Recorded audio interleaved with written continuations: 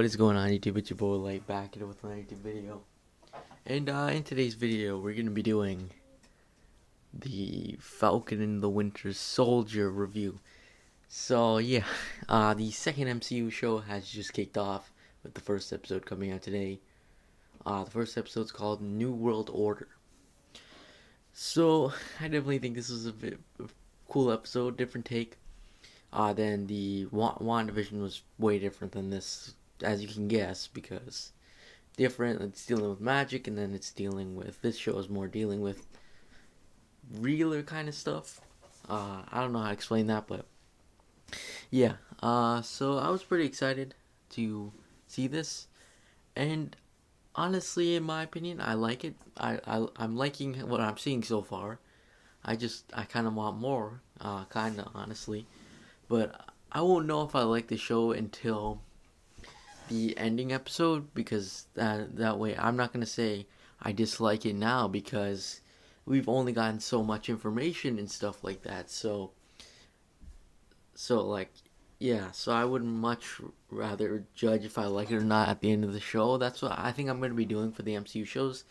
But I will say, if I like the episode, was, I think it was really well done. It played more of a catch-up episode, if it, that's what I like to call it, like a kind of like an episode where you're seeing what the characters are doing, what happened to them, what they're kind of doing now, that kind of thing. Kind of like a prologue kind of thing. WandaVision had that, but it was in like the middle of the season or whatnot. So that's something important to note as well. The difference between these two shows. But it was really interesting to see what exactly the Falcon and Winter Soldier were doing, because we saw what Bucky was up to. He was in, I can't remember what country, but he was in a different country, or I think he might have even been in the United. Sorry, he was in the United States. Yeah, he was in the United States. Uh, I think he was like in Washington or something. Oh yeah, it was, Falcon was originally in Tanzania. That's where Falcon was, but Winter Soldier was nice to see how exactly what he was doing after Endgame, which it looks like he's just chilling out or whatever and not really doing much. But he's getting a bit of PTSD because he's starting to remember exactly the Winter Soldier stuff. So that's interesting to note as well, is that he's getting glimpses of that. And it was interesting as well to see, because in the show, one of his nightmares, he was killing like some, I don't know exactly who they were, but he was killing some people, and this man was walking by, and he was like, he's like, don't kill me, don't kill me. And he like had nothing to do with it really. And then Winter Soldier ended up killing him. So that was kind of sad. And then we saw in the later episode after, we saw actually his father is Bucky's friend, kind of. So Bucky ended up realizing that was his father, and his father had no clue on what happened to him. All he knew is he was dead. So that was kind of sad to see, and you could see Bucky's kind of feeling bad about it. I'm a bit surprised he didn't say anything about it though to him. Uh, yeah, and then for the Falcon, it was interesting to see he was working with the Air Force, just doing something with the Air Force, taking out operatives and stuff. And when we actually saw the Batroc, he came back, uh, and we saw him again. For those who remember him from Winter Soldier, and he was definitely interesting character. But I'm surprised he's still not dead yet, to be honest with you, because I was fully expecting him to maybe die, but he didn't die. He escaped. But I'm not too sure if he's actually dead or not. I think he's alive still, but yeah, he plays a minor, like, kind of character in the uh show, so, or in the MCU as a whole. So yeah, it was interesting to see that, as well as we're getting a little bit of backstory for Sam as well, like exactly his home, his home life, I guess you'd call it, a life before the military and stuff like that. Like we know now that his family was running a boat or something, and like he has a sister. His parents passed away or something, I think. And yeah, and that he's from Louisiana, which is interesting as well. Uh, so yeah, that was interesting as well. We also saw one thing also to note as well. We got a cameo from James Rhodes. He was a roadie.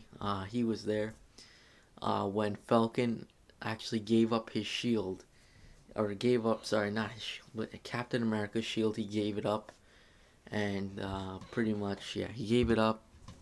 He thought they were putting in glass, but they didn't.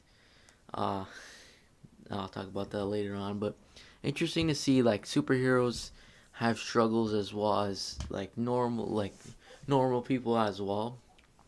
Like I bet some people probably thought that Falcon would probably be rich because Stark.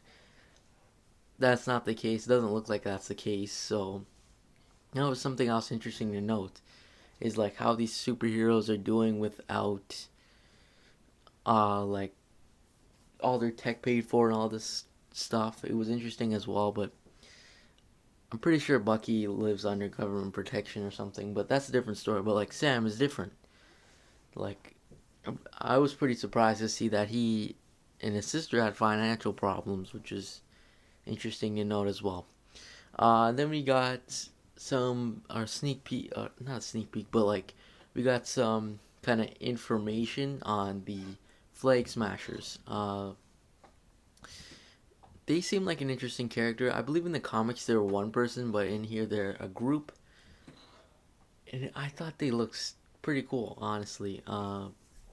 We saw that they are robbing banks and stuff, and we kind of understand their motive. And apparently, they like track down people to go with the motive of that they want the world to be like how it was during the blip, which was everybody united together, kind of no borders kind of thing. Which I don't know about that, but yeah, a lot of people want that as well. So that's how they're gaining groups and stuff. And I think maybe as well that the Flag Smashers might actually be one person, and they just call themselves that instead, like they're joining Flag Smasher. Who knows? Maybe that could happen. Um, yeah, we saw that. We saw Falcon's home life. It was also interesting to see because this show mostly it talks about a little bit more just the whole the whole government situation kind of thing. Because if you realize WandaVision and Spider-Man Far From Home didn't really talk about how governments were affected by this, because that wouldn't be the right theme. Because technically, this is like kind of like um these guys are like military guy kind of guys, so it makes sense that that would happen. Because yeah, it was interesting to note like how governments are dealing with this. Like for example, allies, former allies are now like they don't like each other or something like that, or the U.S. can't go somewhere, whatnot. Because I'm pretty sure in one of the scenes, there's this guy. I can't remember his name, but he's a military member, and he was in. I I have an idea that it might have been in France, but I don't think it was. It might be. It might have been somewhere in Europe. But then he was just like, I don't know what the treaties are here or whatnot, and if I'm allowed to arrest you or whatever he said there. But that was interesting to note as well, because it looks like now the U.S. isn't allowed to engage in a lot of countries and stuff like that, and countries may have found their footing, kind of thing. So that was interesting to note as well. And then the last thing was super annoying. I completely forgot, but the unveiled U.S. agent.